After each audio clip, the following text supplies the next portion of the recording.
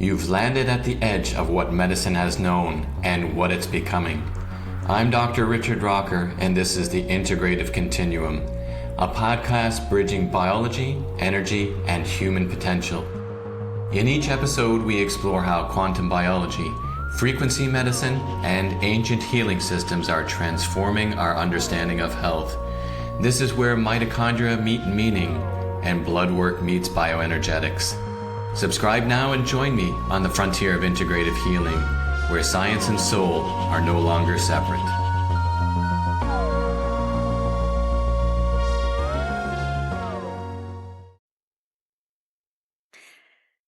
Hello, and welcome to the Integrative Continuum podcast.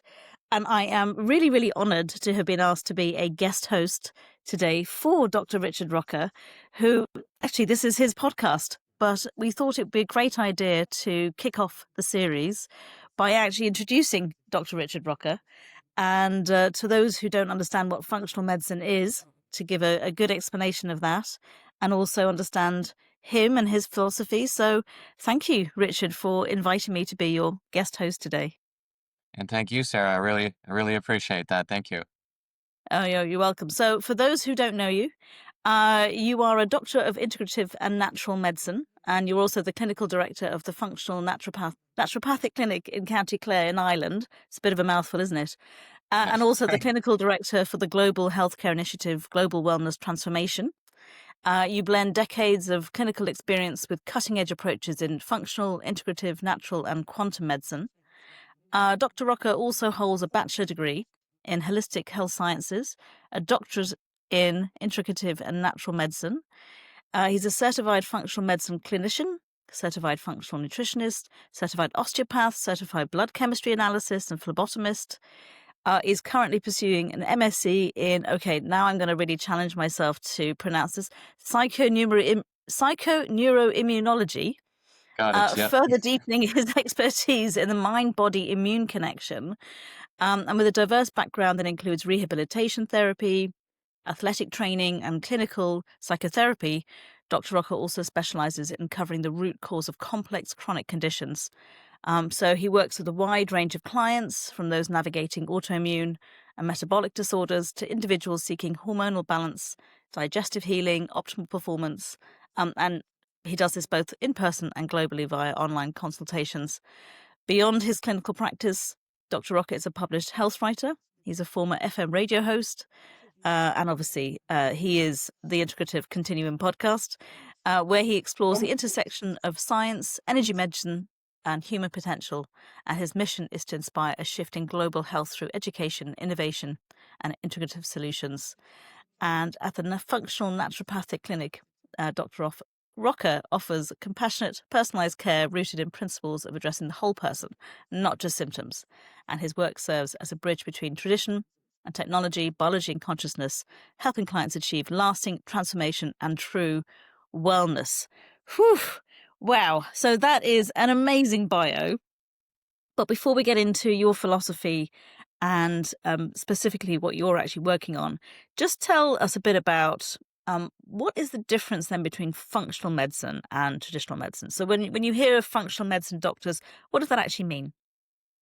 Yeah, I think that confuses a lot of people. If we look at the word functional, it's functional is how we use things and how we use them to achieve something. So when we look at standard medicine care, where when we go to the doctor, you go there with an issue and a problem.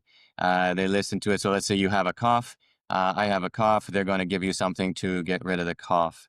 In functional medicine, we're going to look at that and we're going to go, okay, you have a cough, but why do you have the cough? And we're going to look at the root cause. So that may not be it may be giving you something to help in the short term to deal with the cough, but still we're going to do a little bit of investigative work and going, well, why is that cough occurring? Uh, maybe you're having a cough because you're producing too much phlegm. Why would you be producing too much phlegm? Well, then we might look at your diet and going, well, okay, you're eating too much dairy or you have an allergy or a sensitivity to that. So it's kind of digging a little bit deeper with that. And as a general rule, there wouldn't be any medications involved. They would be generally more natural type remedies. Okay.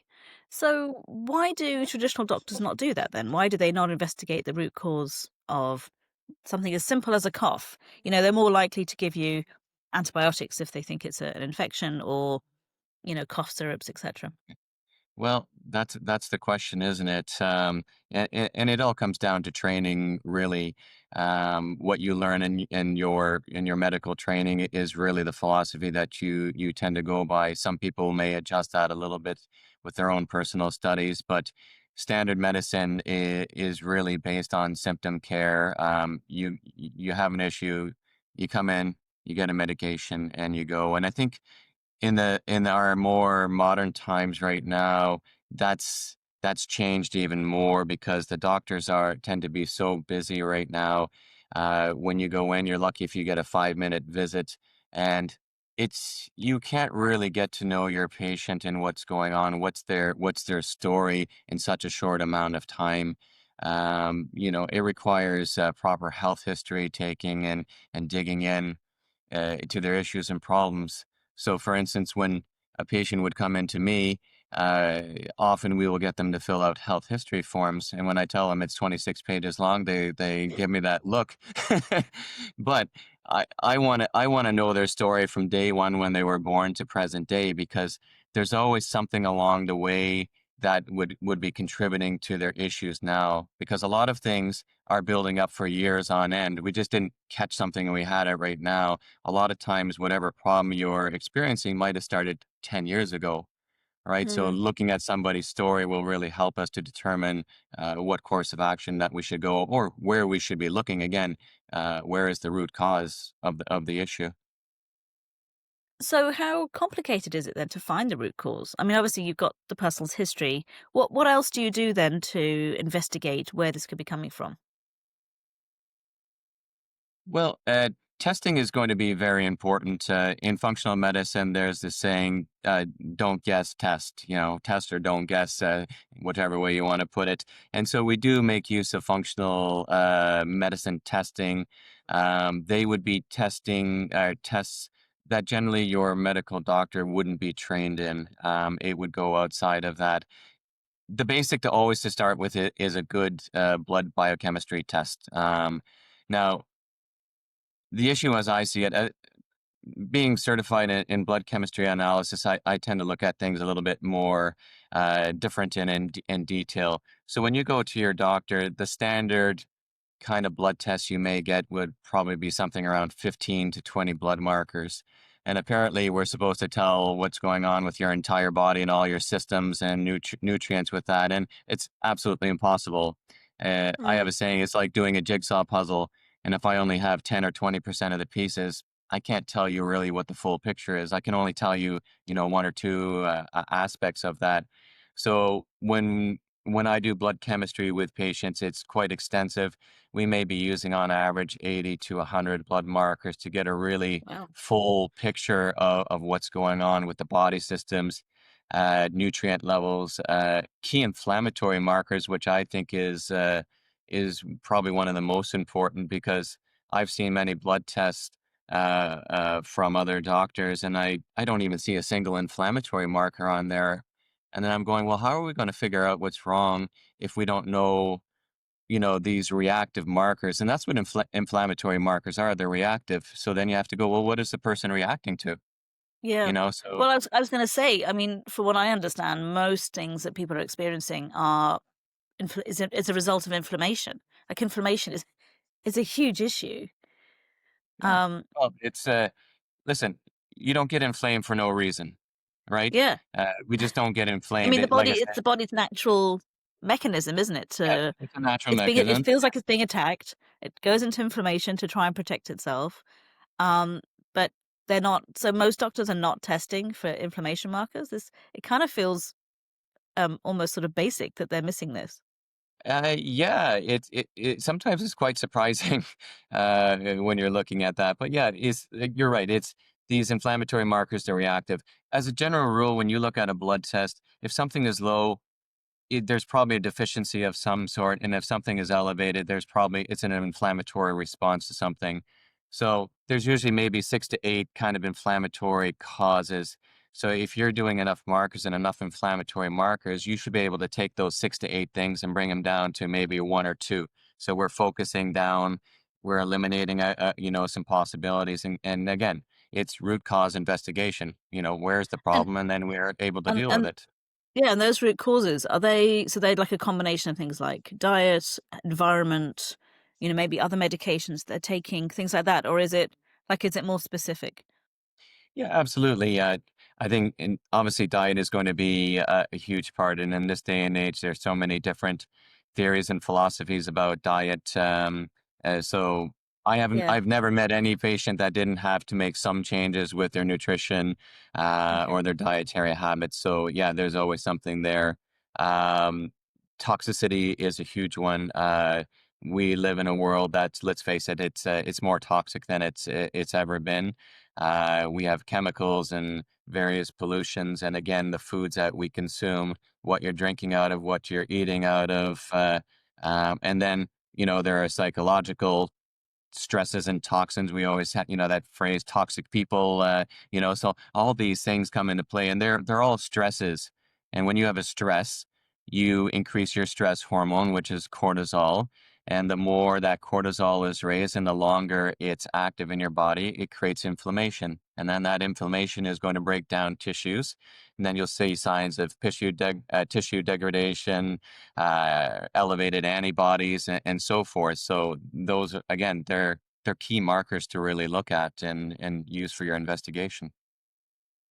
Yeah, I mean, when you think of traditional medicine, it always for me, it feels like they're just literally looking at that one body part where there's a problem, and it's as if you can take that out and remove it, from the rest of your body, and there's no influence from your life, your diet, your lifestyle, as well as obviously other things like environmental toxins, etc.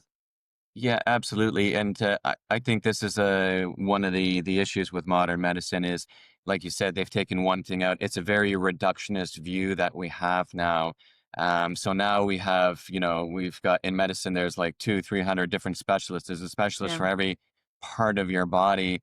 And then that's why you get so many different opinions. But who's looking at the whole thing? Who's putting the whole picture together and looking at all the different biochemical pathways? It's like if you can think of a giant plumbing schematics with the pipe works connecting all your different systems, that's how I envision it. And I'm going, okay, well, where are the leaks in the plumbing, and where are the plugs in the plumbing, and how is it going to affect the system next door to it, or down the line, or above the line?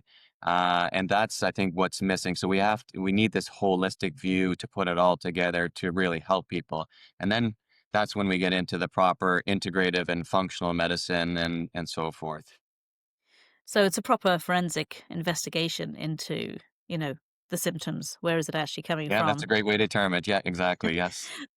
So what sort of tests do you do? So obviously there's blood tests. Are there any other tests that you do? I mean, when people come Yeah. to you, what would be the standard testing that you'd Yeah. be looking for? Besides blood tests, and I generally I'll evaluate that depending on what I see in the blood biochemistry. So when you've been working with it for a while, you tend to look at certain patterns and you go, oh, that looks like this, and we're going to test for that. So stool tests would be quite common. We would use because our guts are really a reflection of our health. If your gut health is off, everything else is going to be off in your body as well. So we would call that intestinal permeability. Layman's terms, just simple gut leakage. And so by looking at a proper stool analysis, and it's the same with the bloods with the stool tests, you can, if you're lucky enough to get a stool test through your local GP, you'll get a single container with no preservative liquid in it. They'll send that off to the lab. So some things inside could have already degraded and it might not be picked up on. And then it's also, well, how many analytes are they testing for? If you're only looking for 10 things, that's only what you're going to find, right? Oh, wow. So Okay. where I would use a lab test where they're doing 3 days of stool samples, and they're looking at, let's say, 200 different pathogens. So there could be something that's missed, and often there is. And with stools, it's not like bloods where everything is nicely mixed together. You could have a pathogen in one poop, And in the next poop, there's nothing. And then if you get the one that's nothing, well, there's no problem with you. The problem must be in your head. And that's why we have so many psych meds being put out because people are they can't find the problem. So obviously you must have a problem upstairs. Wow, I didn't realize. Okay, that's definitely new to me. Is the whole the stool samples that you can test more than just because I mean, I've I'm sure like most people been through the process where they give you the little tub and that's it. So obviously you work with people online around the world. How do they get that sample then done? Do you have different labs in different countries, or like how do you organize that with your patients? Yeah, it's now for blood tests, it can be a little bit more tricky depending on the country. Some countries you can just walk into a lab, you can tell them what you want, they'll test it and you'll get the results. Other places, you won't be able to get it, and the doctors will just flat out refuse. Now it's not necessarily that they're being difficult. It may just simply because they simply can't do it. Because the system won't allow for anything more than that basic blood test. And then kind of the standard in some countries is, well, you do the basic panel, and if something is out of range in those basic panels, well, then that will give a clinical indication to test Then for you go. more. Now, in a lot of Yeah. places, that may mean, okay, there's something there, and now we need to send you to a specialist to maybe order a $20 euro or pound blood test, kind of thing. And so the person's got a problem and it just gets put down the line more and more because you have to go to that appointment, that appointment, and that appointment, and it becomes a little bit crazy after a while. So Uh, yeah. so do you ever work with, traditional doctors? Do they like to work with you, or do they see you as a major threat? Um, it's both. There are a few medical doctors that I do work with, and they realize where their limitations are, and I have my limitations as well. So it's I think we always need to put the best interests of the patient, forefront.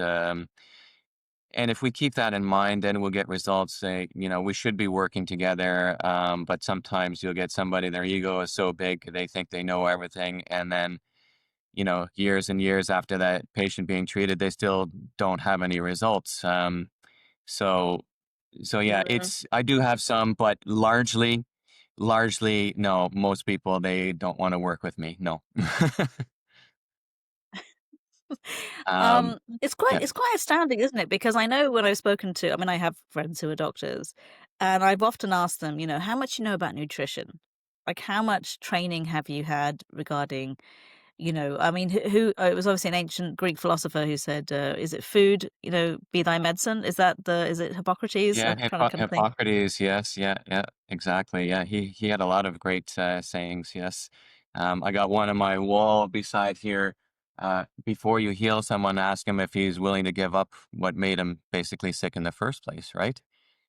Yeah, And I mean, and goes, you must come across that quite a lot then. There's a resistance to, because we're so programmed really to believe that there's a pill for every ill, that you just have to take something or inject something or, whatever. yeah. And you don't have to change anything else. You can just continue as you are and your doctor will heal you.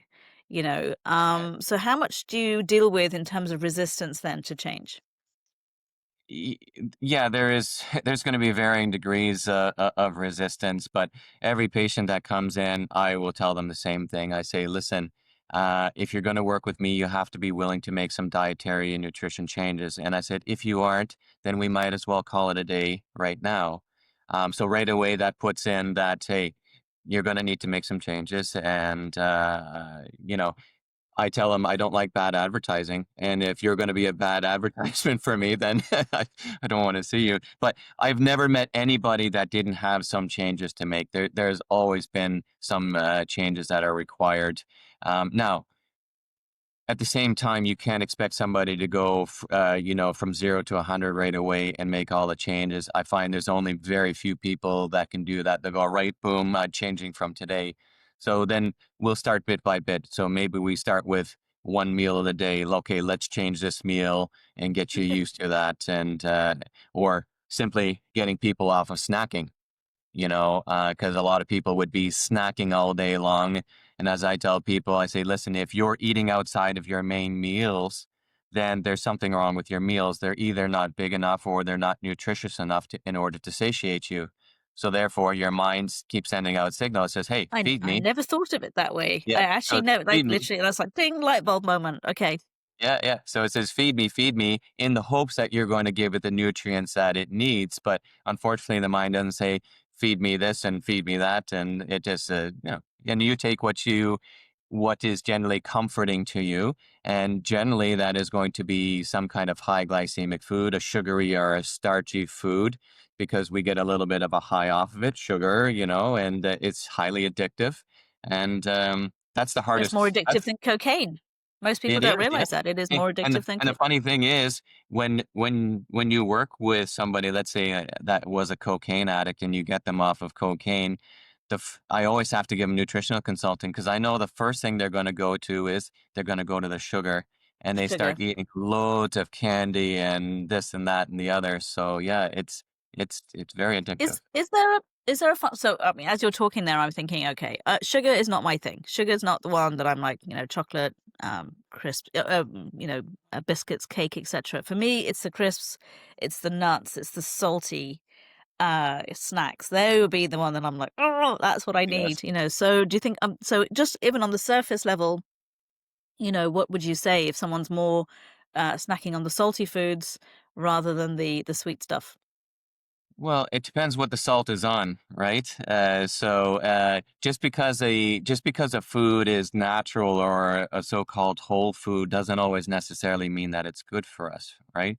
No. So first of all, we need to be able to digest and break it down. But a lot of a lot of salty foods. So if we look at, potatoes, so we've got chips and crisps and things like that. Well, potatoes are very high in starch. So if you look at the glycemic value on that, that could be the equivalent of eating multiple spoons of sugar, but people often don't equate that with that. So you don't even have to eat sugar. If you ate a load of rice and pasta and potatoes and bananas and stuff every day, well, you would have just as much of a problem with that, right? Wow. So Okay. it's educating people about the food choices. And then when you show them that, they're going, you can see the look in their face. They're like, oh my God, I'm eating so much sugar, you know? Yeah, because the body's converting it into sugar very quickly. That's the bottom line. It's Very quickly. And then if that becomes too much for your body to handle, then eventually your insulin levels will go up. And then insulin resistance can start developing. And once you have insulin resistance, you're not absorbing your nutrients very well, and your cells can't detox any well. And then that's the pathway to metabolic conditions and disease, which are so rampant in this day and age. So, for those that don't understand metabolic diseases, they're basically diseases of the cell, and I usually see kind of a hierarchy. When the insulin resistance comes in, somebody will get into that pre-diabetic, diabetic range, and now that damage is increased even more. Then your degree or your chance of disease for cardiovascular issues will rise with that. And at the extreme end of metabolic diseases is really cancer. That's the extreme end when the cell can't handle the toxins anymore and it's not getting nutrients in, that cell can mutate and it mutates into a cancer cell. And then when you have too many cancer cells, they take over and then we have a problem. And we can see in this day and age the ever increasing cancer rate and cardiovascular rate and diabetes rate with all the obesity. And this is our modern day problem right now, metabolic conditions. okay. So three things were popping up as you were talking. Three questions I have, and they're probably a bit controversial, but I think that's the whole point, isn't it? We don't Yes. want to stay in the safe zone. So the first one is insulin resistance. So can you explain what does that actually mean? Because I hear that a lot. Especially, I'm in my 50s, so I'm post-menopause, so I'm in that kind of, uh, point where my body is probably in that state, but I actually don't fully understand what it means. Basically, it's a glucose or sugar handling issue. When your system I'm trying to make it as simple as I can. When the system has become so saturated, again, your body, your pancreas, which secretes the insulin, the regulation starts to become an issue. Okay, and then to the nutrients getting in your cells. will have a harder time. We have this lipid membrane around every cell, which is a fat membrane. So when that sugar is in the system for long periods of time, that remember it can cause inflammation. Anything that raises can cause inflammation. And then you can get that oxidized lipid membrane around the cell, which makes it very difficult for things to enter. So now the insulin job to bring that into the cell is now impaired. Okay. So Oh, that's the okay. resistant part Okay. now. Okay. And so Because I, now I, th- I think I would imagine a lot of people like me, when they hear the word insulin, they think diabetes and they think, well, you have to take insulin. And you're going, okay, so, it's like this, it's quite, I don't think it's really explained very clearly. Like, when you go to the doctor, they just say something, you go, okay. Even if you're Googling, I don't think it really, explains it fully. But that's a fantastic explanation that it's literally stopping the cells from getting what they need. yeah, and that's really the basics behind metabolic conditions. Yeah. So just think of a membrane around a cell. There's a dual lipid membrane, so that's fats. So that that's another whole topic. The type of fat somebody would consume and that. But if that oxidizes, it's not permeable. I think we've all So seen when you say those. oxidize, it's like it hardens. It's like it kind of Yeah, basically like shuts down. it kind of hardens or it gets kind of springy, like I don't know, we've all seen those videos in sex education where you see the sperm trying to get into the egg, right? So just imagine that sperm can't get in there. That's the same thing with the nutrients and everything in our body. If it can't get in there because that's become impermeable, then we have a problem, right? Okay. And then where are those nutrients going to go?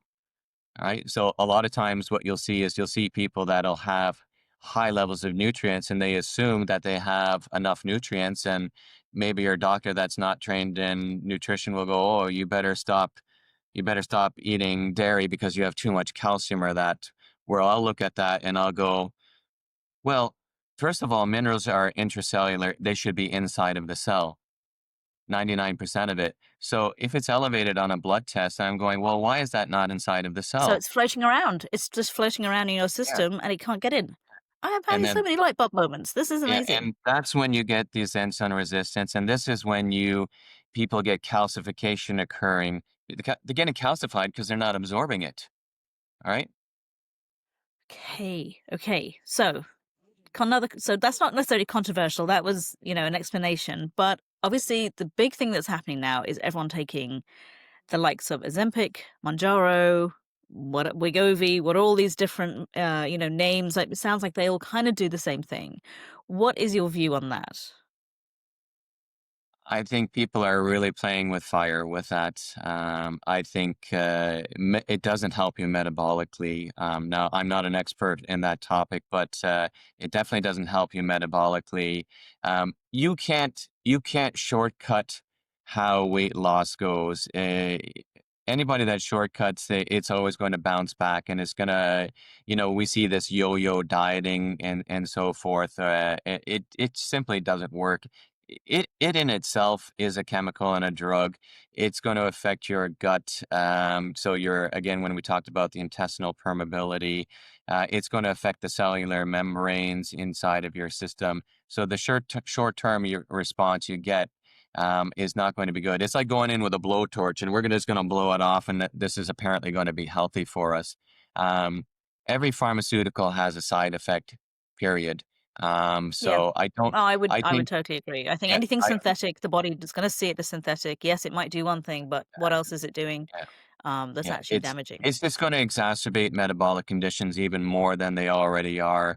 And I think we've already started to see some cases, and some of these people they literally look like walking zombies, Yeah. and that obviously Oh, is not good. there's court cases now. I think I don't know who the manufacturers of Ozempic are, but they're about to be sued for whatever couple of billion. I think they've made so much though in their eyes, because we know big Yeah. pharma, it's all about the bottom line. It's not really about health. Well, it's a There's almost revolving. like they don't care. People are demanding it. There's this again. It's like give me an injection, give me a tablet, give me something that I don't have to change. My lifestyle. This is going to be give me the shortcut. Yeah, and it's really sad when you think about it that this is what our society has come down to, and you wonder psychologically what goes on in people's minds that they're so obsessed with this, trying to have this perfect picture of themselves, and that everybody should have a six pack, and and so forth and so on, and that's not realistic. Of course, a six pack looks nice, but it's not realistic either. But at the same time, we shouldn't have our belly hanging over our belts either, right? So, we have to put everything into perspective. But yeah, that's a big issue, the psychological component, and with we have everything is online and digital and social media, so we're getting constantly bombarded with image after image after image, and people think, well, this is what it takes for me to be accepted, Yeah, I and mean, it's quite interesting. I think it's quite, again, I'm a certain age, so most women my age would struggle a bit with a few extra pounds, as you kind of everything sort of slows down. So but my saying is the quality of your menopause is probably reflecting the quality of your life. So if you haven't, and I wasn't told what it was going to happen to me, it wasn't really the conversation wasn't really out there. But I'm definitely seeing a lot of people my age are just reaching for it. They're just like, I'm sick of trying this, trying that. It's not working, so this looks like it's working. And to hell with the side effects. I think there's really sort of quite a blasé attitude to the black box warning. For example, I know on Monjaro it says, can cause thyroid cancer, and you go, why yeah, would you take something that potentially could absolutely destroy your entire, ability to metabolize and control your internal thermostat and everything. I mean, yeah. it's quite shocking. So the other little controversial sort of drop I'm going to put in here is about statins.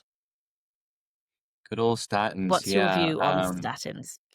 Um, I don't believe in statins.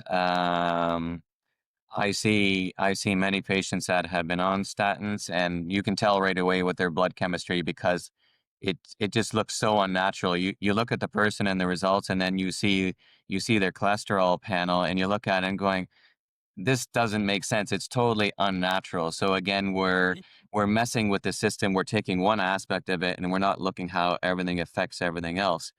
Now, the bottom line I look at is, so in that theory, cholesterol and LDL are the demons, right? They go high cholesterol and too much LDL, the bad cholesterol.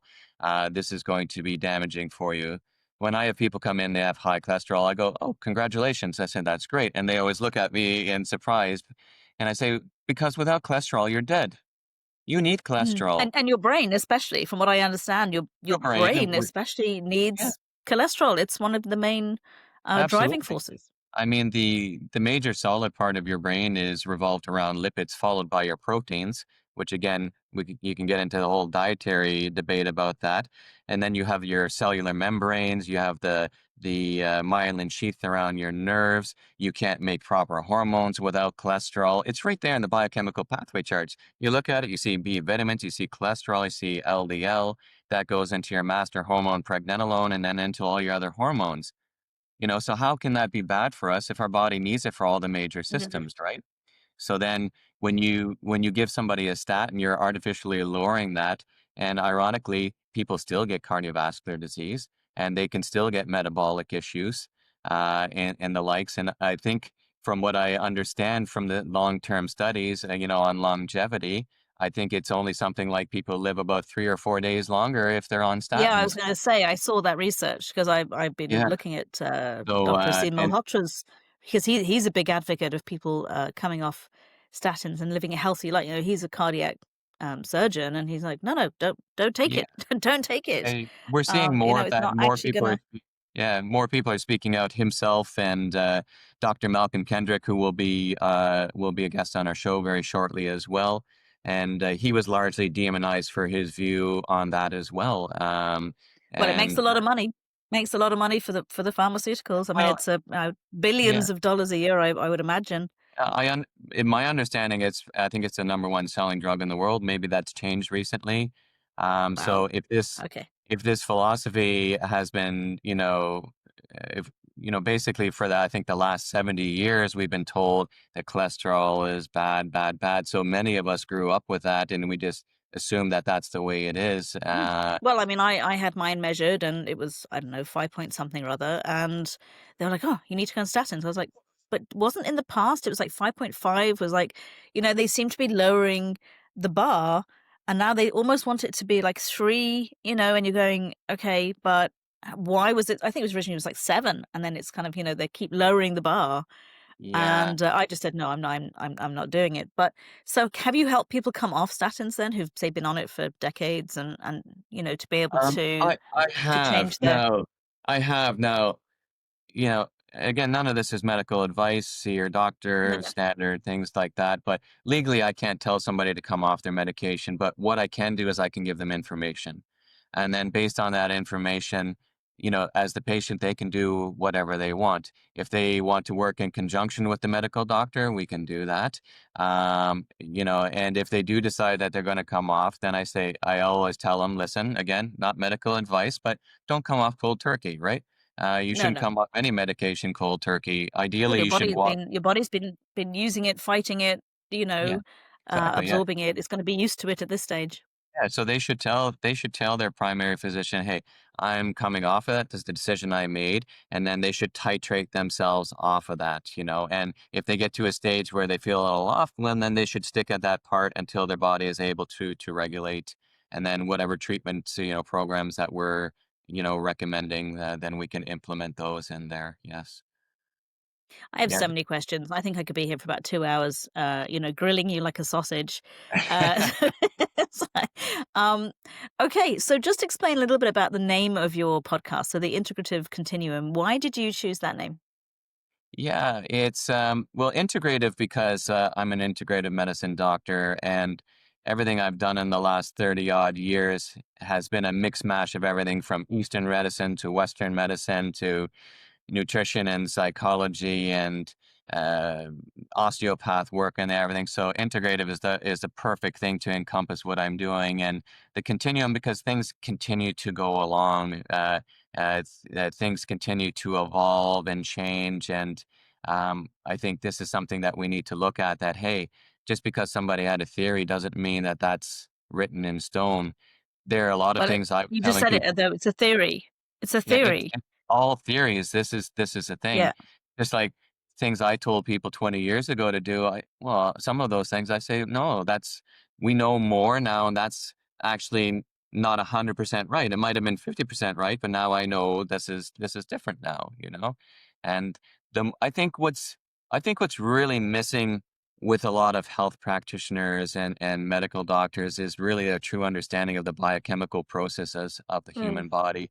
And I think if we really did understand that, it would really knock out a lot of the nonsense that we're seeing in these days because it would be just there, just like the diet debate. People have very strong views on dietary things, and I always tell patients when they come in, I say, listen, I'm not here to get into a philosophical debate with you. I'm dealing with biochemical facts. And I will show them. I will show them charts and I will explain it to them.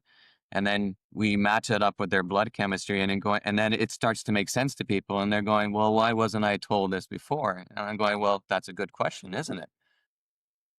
Yeah, it's a great question. It's a great question. And I have seen sort of over the last 5 years, a couple of things happening. One is I think there's been a sort of an awakening amongst people that have realized that, the pharmaceutical industrial complex is not really there for their benefit. It's there for their shareholders' benefit and to really start looking at taking responsibility for their own health. I mean, even though I've always been interested in alternative, and I don't dismiss traditional medicine. And I think one of the things that is probably key are things like, if you're in an accident, a car crash, you're not going to go to you.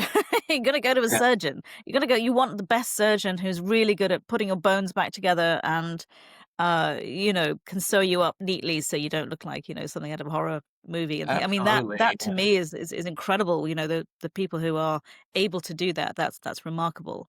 But I think that sort of idea of, as I said, there's a pill for every ill. You just, oh well, this is elevated or I'm not feeling great, right? I'm gonna go and get a tablet. I think there's a sort of a shift away from that. I do feel a lot of people I speak to are now much more into supplements, much more into diet, looking at, well, what is the cause? But I think without the tests, I think a lot of people are shooting in the dark. So I think someone like you is so essential that if someone's serious, they need to they need to know what's going on. Yeah, it's you're right. Yeah, things are changing, and yes, we do need the tests.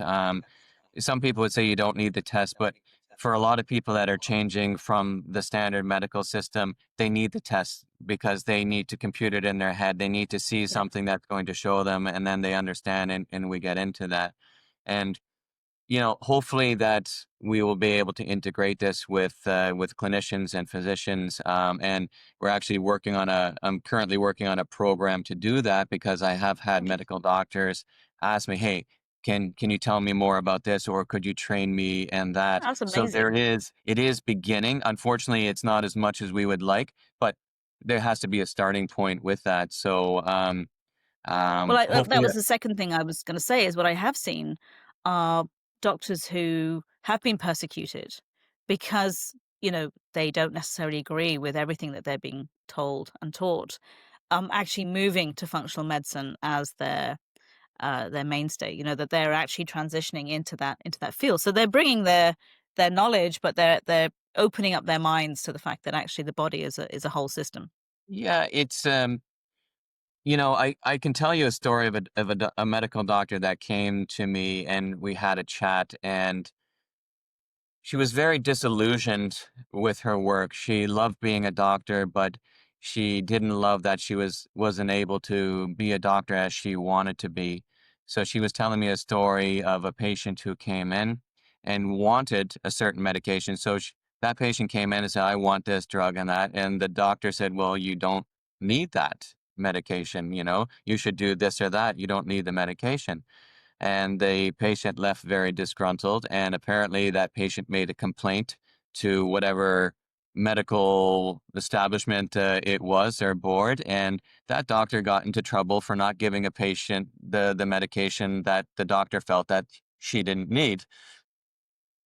And she goes, "This is very soul destroying that we can't practice medicine in the way that we really should. And again, that's Well, not to real take any. real doctors real doctors want to heal. They want to heal their patients. They don't really want to see their patients. They want their patients to be well. They don't want them Real to be real constantly coming doctors back. real doctors do, and I think that's the key word. And you know, it's you're lucky now when you go in if the doctor knows your name, and generally you're going to walk out with your piece of paper and a prescription, because they're really, again, they're listening to your symptoms, they're matching that symptoms up, and they're going, okay, well, this is the medication for you. So again, that works if you just want to get rid of the symptom, but if you actually really want to get rid of the problem, then maybe we need to dig a little deeper. So here's an example where maybe if the person still wanted to work with them, then we could do an integrative approach. Okay, you're seeing that to take care of that symptom right now. And then you come to see me and let's dig a little bit deeper. And then hopefully we can share that with your doctor. Then everybody is learning. And you would Mm, figure this would be common sense, but there doesn't seem to be a lot of common sense. Or maybe the ego and gets in the way because we think we know everything. well, I think the bigger thing that's going to get in the way is AI. I mean, I think if you're just going, these are the symptoms, this is the medicine, then you can bypass your GP. Yeah. You, And you that's could just do that yourself, and you have no idea what you're doing. I mean, whereas what you're doing it's. I don't. You can't have that replaced by AI. I mean, AI can be used as a tool, but it can't replace it. yeah, it can definitely be used as a tool, and AI is not right about everything. Nope. And Oh no, it lies. I've tested Well, it it doesn't out. lie. It's just going into the internet and getting whatever information. It has no Yeah, consciousness. It has no idea. yeah, absolutely. And I've tested it out, and it can even give you fake references and resources for things. And then when you really check it out layer after layer, and you go, well, there isn't actually a study about this. It just made something up. So you always have to watch. So I give massive credit to the patients that do their own research, and I don't think they should be dismissed off, or because a lot of people go, oh, you went to Dr. Google. I'm going, well, great, I'm glad you did the research. Let's take a look at it. Let me take a look at it. Let's see, this makes sense, and no, this doesn't make sense because, right? Mm. And then Oh, that's amazing. Because normally you it's work like, with oh your God, patients. Yeah. most doctors are like the worst patients are the ones who've been on Google or now ChatGPT and come in and they go, this is what's wrong with me. Give me, whatever. And they're like, okay. Um, A But lot of yeah, patients that's are a really good actually point, more is that informed. Yeah. A lot of patients are actually more informed than a lot of the doctors these days because they are doing the research. Yeah. yeah, it's a big threat. But I think it should be embraced, and I think it should be, treated, as I said, like a tool, Yeah, but exactly. Yeah. not relied on 100%. Okay, so my last question to you is, what is your ultimate vision then for your work and your clinic, but also reaching out then to to conventional medicine? The ultimate vision is really to make that shift in medicine, like a shockwave going out. That hey, there is another way. We can get results. They may not happen overnight, but if we put the right principles into place, that no matter what your situation is, that you can heal and recover. I don't think there's any issue out there that doesn't have a solution. You just need to work with the right team, and team is a key word because it doesn't necessarily mean it's always one person. You may have to have a team, and then we can work with that and get the person better and better. And people that we've worked with chronic illnesses that work with a team, they get fantastic results. So that's the vision, expanding that, and hopefully that with the functional medicine, that we can get that more out to some of the primary care physicians, that they also can have a more integrative approach. And I think that's really going to shift things. Now, how the medical boards will react in that, we'll see. Mm. I think in the end that will take over. Like you said, people are getting tired of not getting results. They're getting tired of taking the little red pills. It's kind of a conundrum. You got some people that will always do that, and others they're sick and tired of it, and they're looking for another way. So Well, I let's think it's help. always about choice. Yeah, It's always about exactly. choice, and at the end of the So day, I it's want to always help down to those. Yeah, I want your to own help those personal that are choice, but looking you for have to be another way. informed. Exactly. So that's the vision, and then expand our clinical outreach with that. So I'm currently setting up a digital clinic as well, so that we can have an outreach to people no matter where you are in the world, and having different labs and different clinics in other countries that I can say, okay, you can go to this place and you can get a blood draw, and we can get the tests that we need, or you can get the functional medicine tests. So right now I'm working on a deal with a lab company that deals with 55 different countries. So right away Oh, wow. that Mm. expands the reach. So no matter where you are, I don't necessarily need to see the person there. And then with the clinician and physician trainings, then if we train them, then we have more and more people to do that. And um, we need more and more people. I definitely can't do it myself, and I'm not the only one out there. There are many others that are doing what I'm doing in some capacity, but we need more, and that's the only way it's going to shift. Like again, like a ripple, and let's spread it out, and ultimately the results will speak for themselves. Yeah, for sure.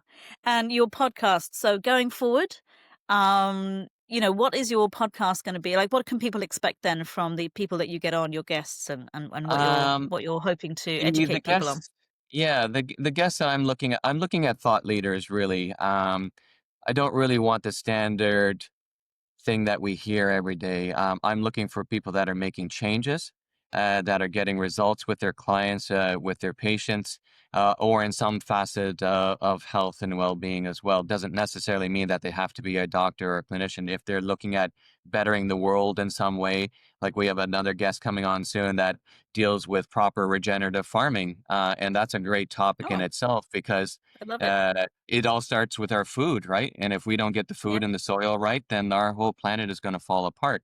But there's a lot of controversy in that area as well. So Well, health can I go don't on know how many. regenerative farming can ever be controversial, I have to say. When you look at the data and you just look at, it speaks for itself. It really does, because I think a lot of, this Yeah, whole thing yeah, of false fake food and fake meat and everything else, and people just really don't.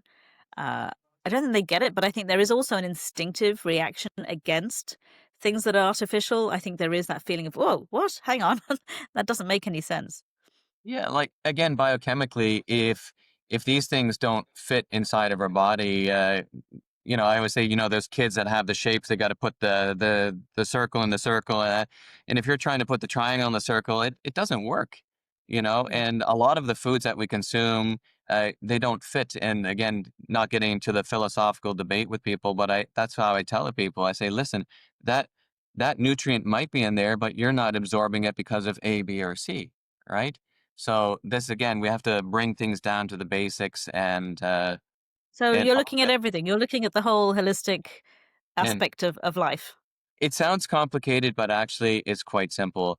Health, 80% of the time, if you go back to the basics, always think what your great grandparents did, and more than likely, if you do what they did, you're probably going to be okay. That's a great piece of advice to end on. So, Dr. Richard Rocker, thank you for allowing me to interview you on your podcast, and best of luck with the podcast going forward. I look forward to hearing from you and your guests. Well, thank you very much, and thank you again for hosting this, and I My appreciate pleasure. that very much as well. And I understand you have some interesting topics to talk about, and I'm sure we'll have you a guest on the show at some point as Oh, well. I'd love to. Yeah. Anyone says, "Do you want to talk?" I'm like, "Yes, I'm there." I always want to talk about Excellent. We look what I've forward to worked on. that Yeah. then. Thank you so much. Great. Thank you. And thank you to all the listeners. And we'll see you on the next podcast episode. And thank you very much.